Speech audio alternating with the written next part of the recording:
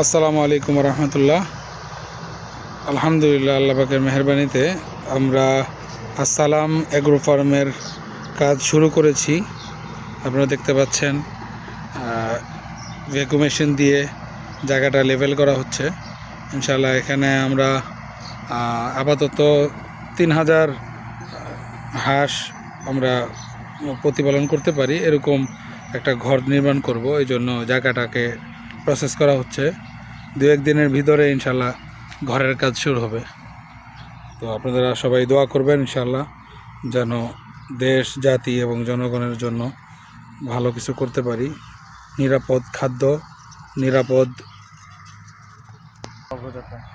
আসলে আমাদের উদ্দেশ্যই হলো নিরাপদ খাদ্য যেন জনগণের দোরগোড়ে পৌঁছে দিতে পারি এবং সুলভ মূল্যে।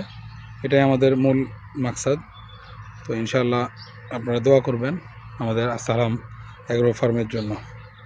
ইনশাআল্লাহ ধারাবাহিকভাবে সমস্ত কাজগুলো আপনাদেরকে এক এক করে দেখাবো ইনশাআল্লাহ। এরপরে আমাদের এই যে পুকুরগুলো আছে, এই পুকুরগুলোতেও আমরা একেবারে ভালো মাছ উৎপাদন করব ইনশাআল্লাহ।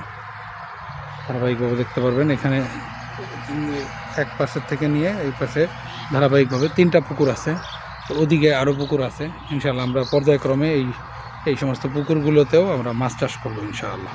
এবং কীটনাশক মুক্ত ফ্রেশ সবজি উৎপাদন করব, যেটা আমরা ঢাকা থেকে মানে আমাদের প্রজেক্ট যেহেতু গাজীপুরে, আমরা এখান থেকে ফ্রেশ সবজিগুলো উত্তরার এরিয়াতে আমরা যেন সরবরাহ করতে পারি, সেই চেষ্টা আছে ইনশাআল্লাহ। দোয়া চাই। আসসালামু আলাইকুম রহমতুল্লাহ।